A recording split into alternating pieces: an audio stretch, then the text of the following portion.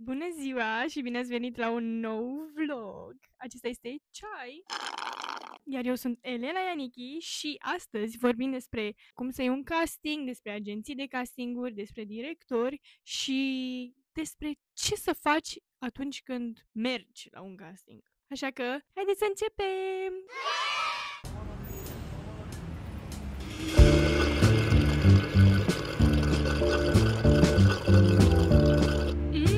E ceai!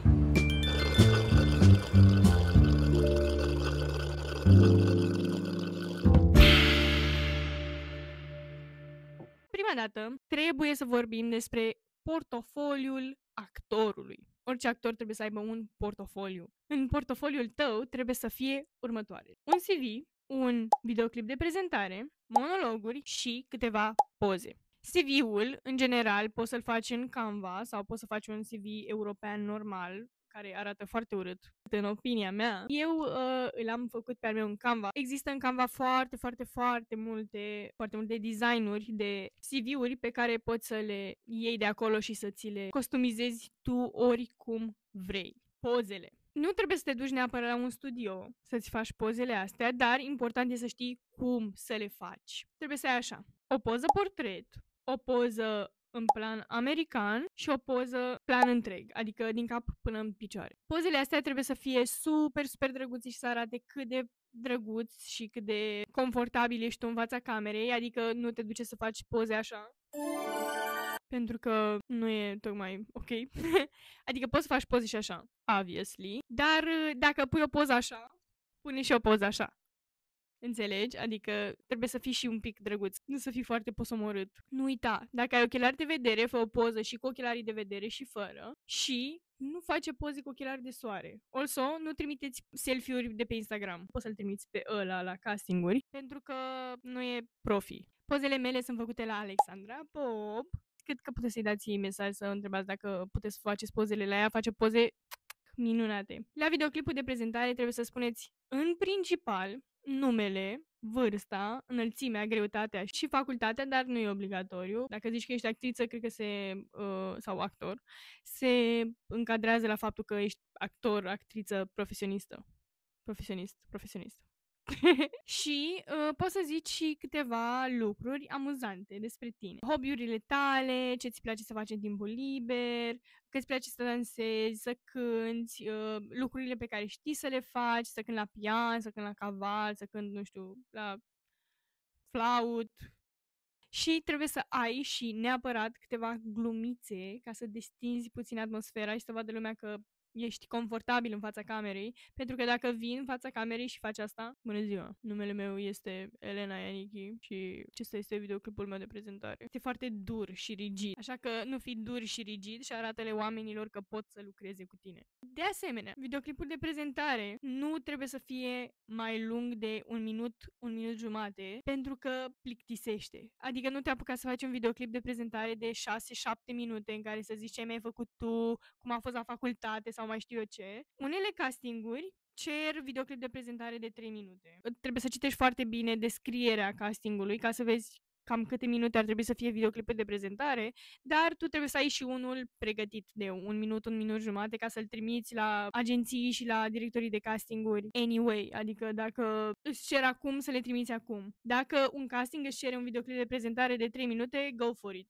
Fă-l de 3 minute. Dar trebuie să ai în portofoliul tău un videoclip de prezentare cam de un minut jumate. Tricks and tips. Scrie pe foaie înainte ce vrei să spui într-un videoclip de prezentare. Pentru că dacă de fiecare dată you go with the flow, s-ar putea să trebuiască să stai în fața camerei o oră jumate, să faci un videoclip de 1 minut și o să înnebunești. Scrie pe foaie câteva categorii pe care trebuie să le îndeplinești ca să nu uiți ce trebuie să spui și ca să fie totul mult mai cursiv. Și cam așa ar trebui să arate un videoclip de prezentare. Acum, cele mai importante lucruri, monologurile. Guys, trebuie să aveți minim 2 monologuri în portofoliu. Unul să fie de comedie, iar altul să fie dramatic. În cazul în care nu ai timp sau în cazul în care te duci și faci anumite chestii și nu ai timp să filmezi ceva pentru acel casting la care vrei să te înscrii so badly, trebuie să ai acest portofoliu. De asta este foarte important să ai acest portofoliu și să ai aceste monologuri în portofoliu, pentru că durează destul de mult să le filmezi, așa că ia-ți o zi liberă în care să filmezi toate aceste lucruri, să-ți faci pozele și așa, odată la 6 luni și după nu mai ai treabă, adică poți să te înscrii la orice casting așa, super, super repede. Să le ai într-un drive sau eu le pun de obicei pe YouTube, pe Unlisted, pentru că mie e mult mai ușor să trimit așa decât să pun pe un drive sau mai știu eu ce. Dacă la videoclipul de prezentare poți să fii puțin creativ și să mai pui inserții, de exemplu să mai pui un videoclip cu tine când cânti la pian, ca să știe lumea că poți să cânti la pian, sau să mai pui un videoclip mic cu tine în care dansezi câteva secunde, să vadă lumea că poți să dansezi. La monolog nu poți să faci asta. Trebuie să dai un monolog de la început până la final, pentru că trebuie să vadă lumea că poți să duci. Când zic lumea, mă refer la directorii de casting și agențiile de casting, ca să nu mai zic director de casting, agenții de casting, mai bine zic lume. Nu ai voie să dai cut la monologuri când le filmezi. Pentru că se vede că dai cut și se vede că gen, ok, aici n-a știut de fapt textul și a dat cut și a lipit cu altă chestie ca să fie ok. Nu da cut. De asemenea, încă un tip and trick. Faceți monologul cu mai multe intenții. De exemplu, dacă ai un monolog în care să zicem că vrei să-i spui un secret surorii tale, ok, da, I guess vrei să-i spui un secret surorii tale, prima intenție. A doua intenție ar fi că secretul ăla o să doară foarte tare. A treia intenție e că secretul ăla o să o amuze foarte tare.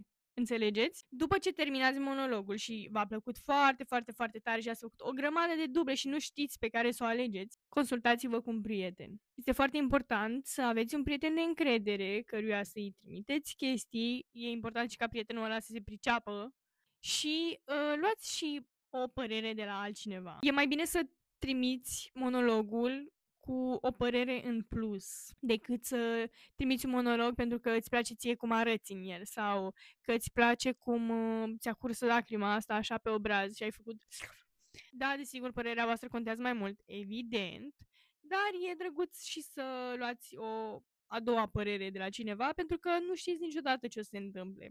Poate ție ți-a scăpat ceva sau tu ești mai subiectiv în legătură cu acel self-tape pe care îl faci. Cere ajutorul și cere părerea și altui prieten avizat. Nu e un trebuie să faci chestia asta, e un ar fi bine să. Also, ăsta e ceai de mentă. De la mama din grădină chiar. Ca să nu te descurajezi în timp ce filmezi monologul, nu face foarte, foarte multe duble. Asigură-te că știi foarte bine textul înainte să-l filmezi și nu face foarte multe duble. Pentru că cu cât faci mai multe duble, cu atât blocajul tău creativ, mai știți că i-am zis Monica, cu atât Monica o să fie mai activă în capul vostru. Și o să ziceți, aici n-am făcut bine, nu-mi place ce am zis aici, nu-mi place cum am uitat aici. Deci nu faceți foarte, foarte multe duble, la modul să stați 7 ore ca să filmați un videoclip de 1 minut. Învață textul foarte bine prima dată, dă-l de câteva ori, încearcă să faci lucruri prin casă în timp ce zici monologul ăla și de-abia după filmează-l. S-ar putea, la unele castinguri, să îți ceară un self-tape personalizat. Adică, poate să vină un director de casting să zică pe WhatsApp, bună, te rog, fă monologul ăsta și îți dă un monolog anume dintr-un serial sau dintr-un film. Ăla e un self-tape personalizat. Directorii de castinguri și agențiile de castinguri o să-și ceară cele mai ciudate chestii. Am avut un casting în care a trebuit efectiv să mă prefac că în dreapta mea este un elefant care sparge peretele și a trebuit să mă filmez făcând chestia asta. Pe lângă că a trebuit să trec peste toată chestia asta de cringe, peste care trebuie să treceți neapărat, pentru că nu este benefică pentru voi și e mai benefică pentru Monica. Revenind, self-tape-urile personalizate sunt uneori foarte dubioase. Ok, la categoria asta de monologuri mai trebuie să fie și câteva self-tape-uri cu lucrurile pe care știi să le faci. Dacă știi să dansezi, fă un self-tape în care dansezi. Pentru că ți-e mult mai ușor după să te înscrii la castinguri pentru dans, decât să stai tot timpul să faci aceste self-tape-uri când vezi un casting. E mai ușor să le ai deja.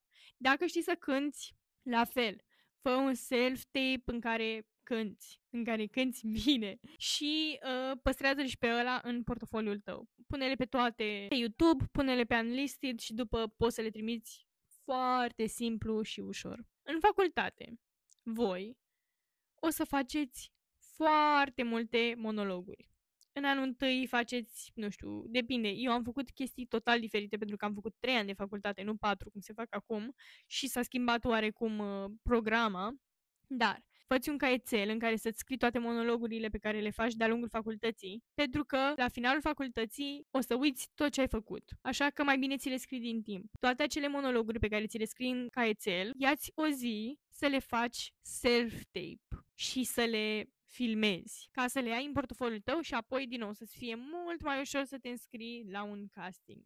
Și cam acestea ar fi lucrurile pe care trebuie să le ai în portofoliu. Recapitulez, guys. CV, poți să-l faci în Canva, poze, portret, plan american, plan întreg, videoclip de prezentare să nu aibă mai mult de 1 minut jumate și 2 monologuri cel puțin, 2 self-tape-uri în care să zici un monolog dramatic și un monolog comic. Also, self-tape-urile în care știi să faci ceva. Cântat, dansat, desenat, mai știu eu ce. Să le ai acolo. Acum, că te-ai pregătit de casting și ți-ai făcut portofoliul, unde te înscrii la castinguri? Unde găsești agenții de castinguri? Directori de castinguri? Ei bine, de asta sunt eu aici, să vă spun. Pentru că în 5 ani de când am început facultatea, am structurat toate agențiile și directorii de casting pe care îi cunosc. So, buckle up, pentru că sunt destul de mulți. Și o să-i pun pe toți și în descriere ca să știți și ca să nu... să dați de fiecare dată prin video ca să vedeți unde am spus despre nu știu care agenție de casting. Sau o să le aveți pe toate în descriere. Începem cu castingurile la teatru. Pentru că oarecum castingurile poți să le dai pe 2 filiere, să le zic așa. La teatru și la chestii filmate. Adică film, reclame, seriale. Când o să zic chestii filmate, o să mă refer la aceste 3 lucruri. Filme, reclame, seriale. De asemenea, poți să dai și la voice-over, dar despre asta o să vorbim un pic mai încolo. Pentru că nu știu foarte multe chestii de voice-over. O să vorbim prima dată despre teatru, pentru că este foarte, foarte simplu și ușor. Și o să-mi ia foarte puțin.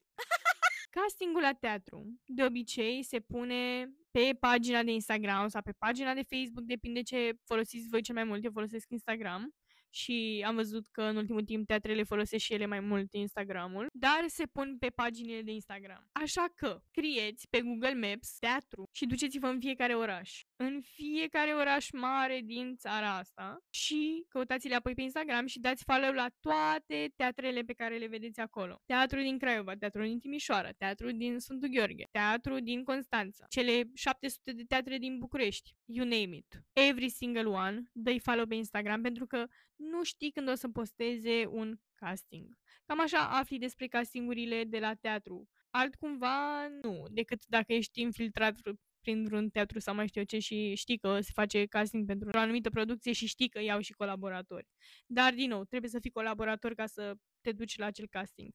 Dacă nu ești colaborator, din nou, dă follow la toate teatrele din România. Poate și din afară. Nu știi cum o să ai noroc. Așa că dă follow la toată lumea pe Instagram, la toate aceste instituții. Și cam așa poți să iei castingul la teatru. La teatru de obicei trebuie să fii prezent la casting, nu îți dau self-tape, adică nu te pun să dai self-tape. Depinde, câteodată da, câteodată nu. Depinde foarte mult. Când s-a făcut castingul la Galați, mi se pare că nu a trebuit să trimiți self-tape. Mi se pare că nu a trebuit. Trebuia doar să te înscrii și atât. Și să vii după la casting. Cred că au cerut un monolog comic și un monolog dramatic. So, din nou, să aveți în portofoliul vostru monologurile pe care le-ați făcut în facultate. Pentru că este mult mai ok decât să stai să cauți într-o săptămână, să citești 700 de chestii ca să-ți cauți un monolog comic și un monolog dramatic. That's too much. Protejați-vă un pic și build up portofoliul. Nu-l căutați peste noapte pentru că nu știu dacă o să-l găsiți. De asemenea, fiți șmecheri și luați monologuri din filme. Sunt o grămadă de monologuri în filmele americane. O grămadă. Ok, în La La Land este monolog. Cred că este și pentru băiat și pentru fată. Mai este monologul ăla al fetei blonde care era avocat. Nu mai știu cum se numește filmul. Din nou, revenim la ce am zis în primul videoclip. Uitați-vă la foarte, foarte, foarte, foarte multe filme și seriale și duceți-vă la spectacole, pentru că trebuie să vă faceți un portofoliu și portofoliul se face doar uitându-te, citind și scriind chestii. Și cam așa poți să iei castingul la teatru. Ok, și cum iei castinguri la chestii filmate? Păi, prin agenții de castinguri și prin directori de castinguri. Și o să îi punem în 3 categorii. Din nou, categorii, I love categorii. Agenții fizice, agenții online și directori de casting. Ok, so, buckle up. Sunt o grămadă. Agențiile fizice. Avem așa. O să le citez de pe foaie ca să nu le uit. Connect Casting, New Media, Standard Casting, Agenția de Casting, RH și Emera, care Emera este teoretic de modeling, dar face și reclame. Toate aceste agenții pe care le-am spus acum sunt fizice, adică poți să te duci la ele în București și să le zici, bună, am venit să îmi fac și eu un portofoliu. O să zică, vrei să-ți dai update la un portofoliu sau vrei să-ți faci unul nou? Dacă ai mai făcut până acum update, dacă n-ai mai făcut până acum unul nou. Și o să-ți facă ei poze și o să-ți facă ei și videoclip de prezentare. Nu trebuie să le trimiți tu sau să le filmezi tu, să le ai în telefon, să le trimiți lor. O să-ți facă poze portret american întreg. O să-ți facă poze și profil din ambele părți. Teoretic ar trebui să-ți facă profil și când faci plan întreg. O să-ți facă poze la mâini, așa și așa, pentru că unele reclame au dubluri de mâini și au o întreagă bază de date cu mâinile oamenilor. Dar înainte să-ți facă toate aceste poze și să-ți facă și videoclipul de prezentare, care, din nou, trebuie să fie foarte scurt. Mai ales atunci când te duci la agenții, nu o să stea nimeni după tine 5-6 minute să-ți spui întreaga poveste a vieții. Trebuie să fie foarte scurt. Bună, numele meu este Elena Ianichi, am 24 de ani, înălțimea bla bla bla, greutatea bla bla bla. Și câteva lucruri pe care știi să le faci. Also, foarte important, la finalul videoclipului de prezentare, poți să zici o chestie foarte drăguță la modul și de-abia aștept să colaborăm sau de-abia aștept să lucrăm împreună, o să fie foarte drăguț să lucrăm împreună, ca să știi lumea că ești disponibilă și că ți-ar plăcea foarte mult să lucrezi cu ei. Înainte să filmezi toate aceste chestii, să faci videoclipul de prezentare și să faci pozele la agenții, o să-ți pună în față o fișă pe care tu trebuie să o completezi cu numele tău, adresa ta, reclamele la care ai filmat până acum, dacă ai mai filmat, dacă nu ai mai filmat, dacă ești actor profesionist, dacă ești amator, dacă ai terminat facultatea, bla bla bla, sunt o grămadă de chestii pe care te pun să le bifezi acolo pe fișă. Și te pun să bifezi și lucrurile pe care știi să le faci. Dacă știi să cânti, să dansezi, să faci patinaj. Guys, eu am crezut prima dată că m-am dus la o agenție de casting să mă înscriu și mi-au dat fișa aia în față și m-au întrebat dacă știu să patinez. Eram gen, da, of course că știu să patinez. Nu era vorba de patinaj la modul știu să patinez, era vorba de patinaj artistic. So, încercați să nu mințiți în fișa aceea de casting, pentru că după o să vă sune oamenii ăia și dacă voi ziceți, da, da, da, știu să patinez și te sună un om care are nevoie de o patinatoare artistică și tu te duci acolo și nu știi să mergi pe patinele alea, you best believe că nu o să te mai cheme vreodată. Nu mințiți în fișele de la castinguri, vă rog eu frumos. Toate aceste chestii pe care le faci la agențiile de castinguri sunt moca. Nu te pune nimeni să dai bani. Dacă te pune cineva să dai bani la chestiile astea, ești schemuit. Deci dacă te oprește cineva pe stradă și zice, bună, dacă îmi dai 200 de lei o să-ți fac poze și o să-ți fac un videoclip de prezentare ca să te înscriu la o agenție de casting sau de modeling, ești schemuit. Oamenii ăia de la agenții, ca să-și facă jobul, au nevoie de tine, au nevoie de o bază de date cu mai mulți actori. Sau nu o să-și ceară niciodată bani pe chestia asta. Așa că aveți grijă să nu fiți schemuiți. Toate aceste agenții pe care le-am numit mai sus au și site, adică puteți să vă înscrieți și pe site. Așa că nu trebuie neapărat să vă duceți, dar dacă vreți niște videoclipuri de prezentare și poze mai profi, puteți să vă duceți. Cred că ar fi mai ok să vă duceți. Plus că e mai ok să vă și vadă oamenii ăia care după tot ei sunt directori de casting. Deci fiți friendly cu ei. Și acum o să vă zic despre agențiile care sunt online, pe care tot așa o să le citesc de pe foaie ca să nu mă încurc. UCast, un ETC carieră, care nu este tocmai o agenție de casting, dar apar castinguri acolo și e online, so I guess o punem la agenție online. Mai e o agenție de casting care cred că este pe teatru, n-am primit nicio veste de acolo, dar oricum o să vă pun aici, pe undeva vreo chestie. The Cast List, Staffed Casting, care e doar pe Facebook, Saga Film, Shine Casting, Fiverr, care este internațional, eTalenta, care este internațional, Backstage, tot internațional. V-am spus că nu știu foarte multe lucruri despre voiceover, dar știu un site unde puteți să vă înscrieți acolo pentru voiceover. Se numește Casting Call Club, care este un site unde oamenii care fac YouTube și Twitch sau mai știu eu ce mai fac, caută oameni care să facă voiceover la anumite caractere din Roblox sau din Minecraft. It's not much, but it's honest work. Unele dintre ele sunt plătite cu destul de mult. Am văzut că unii plăteau cu $200 un voiceover, dar sunt unele care nu sunt plătite. Dar cred că e ok să aveți și puțină experiență. Adică e ok la început să faci și chestii neplătite. Mai ales dacă nu ai foarte multă experiență, ca să ai ce să treci pe CV-ul ăla pe care probabil o să-l faci în Canva, cum am zis eu. Da, toate aceste agenții și site-uri sunt online. Adică aici trebuie să te înscrii online, evident. Adică toate acele chestii despre care am vorbit la portofoliu, CV, poze, videoclip de prezentare și cele 2 monologuri, trebuie să apară în aceste agenții de castinguri online. De asta zic că trebuie să vă luați o zi, să vă faceți tot acest portofoliu, pentru că după e mult mai ușor să vă duceți pe fiecare site pe care tocmai l-am spus eu și să umpleți detaliile de pe site cu portofoliul pe care îl aveți deja. La toate aceste agenții pe care le-am numit mai sus o să pun linkurile în descriere ca să le aveți.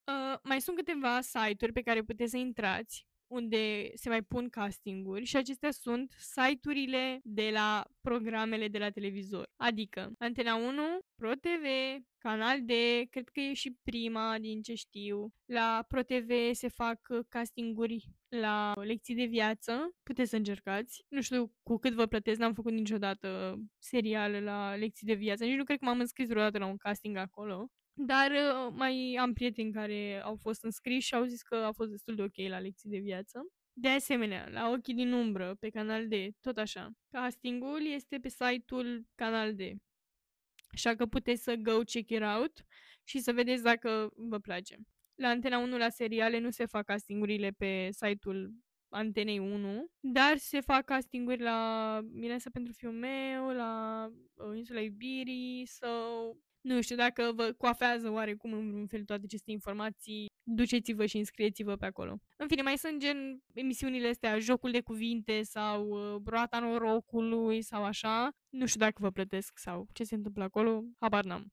Ok, acum că am vorbit despre agențiile de casting, aș vrea să vorbim și despre directorii de casting. Și avem așa. Domnica Cărciumaru face casting de obicei la seriale, la filme foarte cunoscute, la serialele de pe Antena 1, la filmele super cunoscute de pe HBO, gen Spy Master, ce a mai făcut? A făcut Moromeții, a făcut castingul la Moromeții, Viorica Cap de Fier, Cătălin Dordea, Florentina Bratfanov, Oana Bucur, pe care o găsiți doar pe Facebook, și Liana Toma, pe care o găsiți pe Instagram. Cum funcționează acești directori de casting? De obicei, postează la ei pe Instagram anumite castinguri și voi luați de acolo ce materiale necesare vă trebuie pentru casting și după aia îi trimiteți pe e-mail. Adică o să vă zic că vreau 3 poze, vreau 4 poze cu voi, vreau un videoclip de prezentare de 4 minute, vreau mai știu eu ce.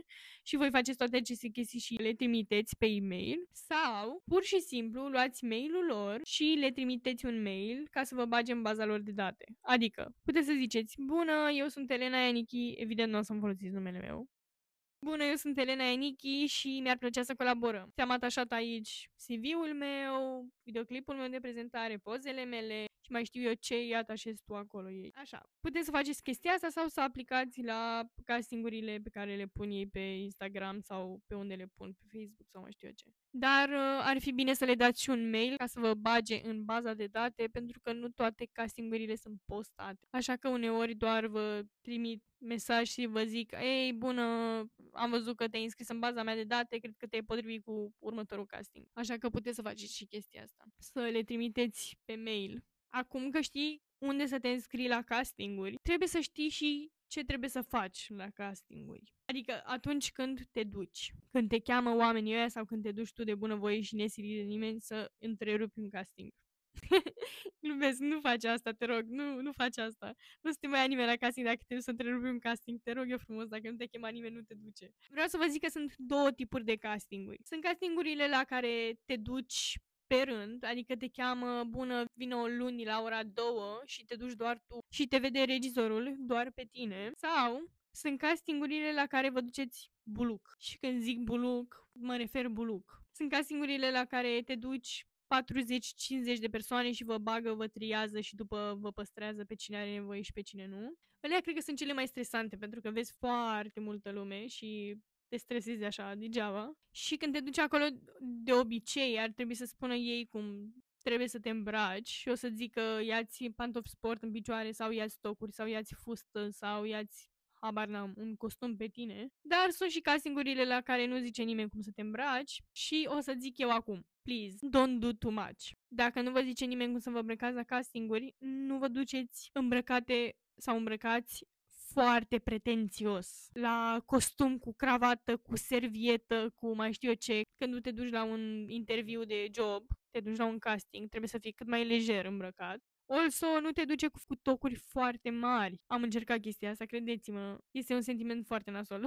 Nu vă duceți cu tocuri foarte, foarte mari acolo. Sau îmbrăcate cu cele mai vibrante culori. Also, aveți grijă la pattern-uri pe haine. Nu vă duceți cu carouri, mai ales dacă sunt la chestii filmate. Carourile la chestii filmate, nu. Dungi, dacă sunt foarte apropiate dungile între ele. No, camera aia o să vă urască. Credeți-mă, duceți-vă cât mai simplu îmbrăcat. Pentru că mai ales camerele de la casting nu sunt camere foarte performante și nu captează foarte bine mișcarea. Mai ales dacă aveți pattern-urile alea pe voi, it's over. Nu chiar, cred că doar exagerez eu un pic, dar încercați să vă duceți cât mai simplu îmbrăcat. De asemenea, nu foarte multe inele pe mână. Pentru că uneori vă fac și poze la mâini, cum v-am zis. Iar dacă tu ai foarte multe inele pe mână, o să-ți faci mâinile așa. Și nu este tocmai ok să ai o poză cu mâinile tale așa. Cât despre machiaj, încercați să nu fie foarte, foarte strident, unul natural, să vă vadă. Oricum oamenii o să vă vadă la un moment dat și nemachiați, așa că don't worry. Plus că la unele filmări vă machează foarte puțin. Și când zic foarte puțin, pe mine odată doar m-au dat cu niște balsam pe ochi. Nici cearcănele nu mi le-au acoperit. Așa că machiați-vă cât mai simpluți. Și băieții nu cred că trebuie să vă machiați. Desigur, dacă vreți voi să dați cu niște concealer pe cearcăne, că ați băut cu o zi înainte, puteți să faceți chestia asta, nu o să vă împingă absolut nimeni să faceți chestia asta. Și cât despre păr, părul trebuie spălat cu o zi înainte. Sau de dimineața înainte de casting. Pentru că se vede dacă ai un păr spălat, recent sau nu. Și aranjați-l cumva, nu foarte mult, adică să nu aveți tone de fixativ, mai ales la băieți, și de gel, dar aranjați-l așa puțin cât să stea și să fie drăguț și să vă placă vouă. Cel mai important, atunci când te duci la un casting, trebuie să-ți placă ție cum ești îmbrăcat. Pentru că dacă nu-ți place ție cum ești îmbrăcat, nu o să fii confortabil. Așa că, cel mai bine, te îmbraci tu cum vrei tu. Eu ce zic acum este doar un șablon. Nu trebuie să luați tot ce zic eu ad literam, cuvânt cu cuvânt. Doar folosiți-l ca un șablon și faceți-vă propriile experiențe la castinguri. Also, fetele, luați-vă niște tocuri la voi, mai ales dacă e un casting la un film sau un serial, just in case. Niște tocuri pe care puteți să mergeți și pe care ați mai mers până acum foarte bine. Nu vă luați niște tocuri foarte, foarte mari pe care nu știți să mergeți. Am încercat. Dacă vă cere, dacă nu vă cere, nu contează să le aveți la voi, pentru că la unele filme și seriale se cere să mergi pe tocuri. Și să știe lumea că puteți să mergeți și pe tocuri.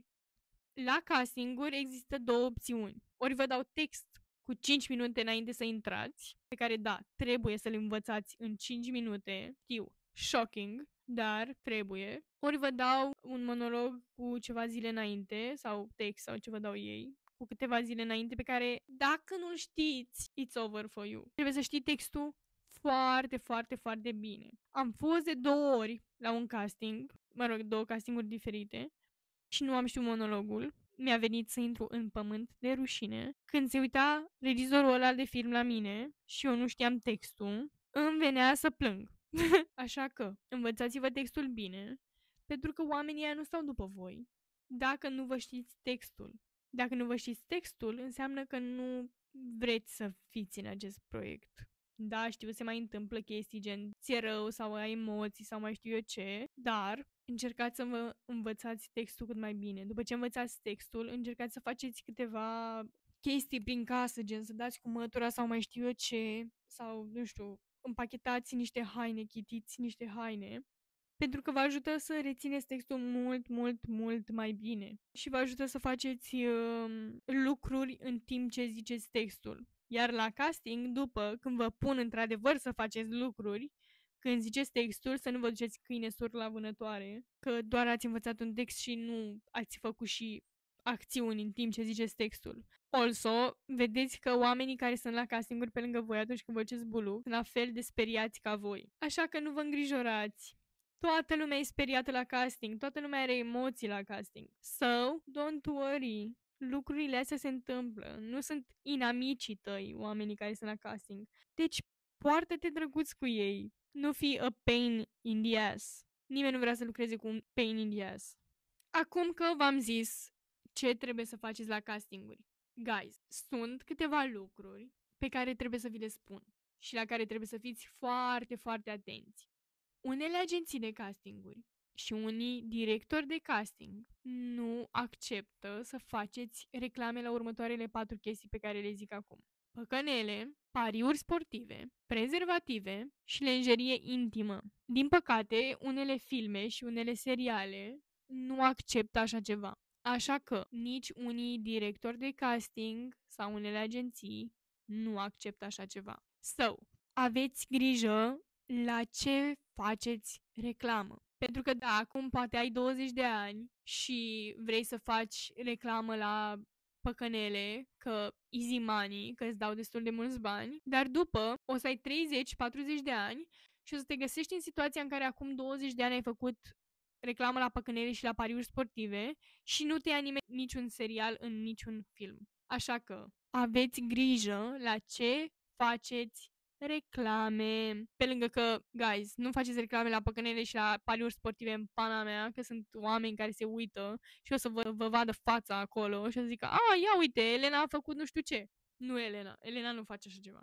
Altcineva. Nu faceți reclamă la asta. Pe lângă că sunt viețile altor oameni în joc, că voi faceți reclamă la așa ceva și acceptați așa ceva, e și viața voastră în joc. Pentru că la foarte multe reclame, la foarte multe filme, la foarte multe seriale, nu acceptă ca tu să faci sau să fii făcut reclamă la păcănele, mai ales la păcănele și la pariuri sportive. La lenjerie intimă și la prezervative mai e cum mai e. E debatable acolo. Depinde cât de family friendly este filmul sau serialul. Dar la pariuri sportive și la păcănele mai și scrie în contract. Adică la modul că plătești după dacă te găsesc. Scrie în contract, pur și simplu. Declar pe proprie răspundere că nu am făcut niciodată reclamă la păcănele sau la pariuri sportive. Și tu semnezi acolo, you know? Așa că ai grijă la ce faci reclame. Recapitulăm puțin. Tot ce s-a întâmplat până acum. Și toate chestiile importante pe care le-am zis. Faceți-vă un portofoliu. Portofoliul vostru de actor este foarte important. Înscrieți-vă la toate agențiile de castinguri, chiar online și chiar fizic. Înscrieți-vă la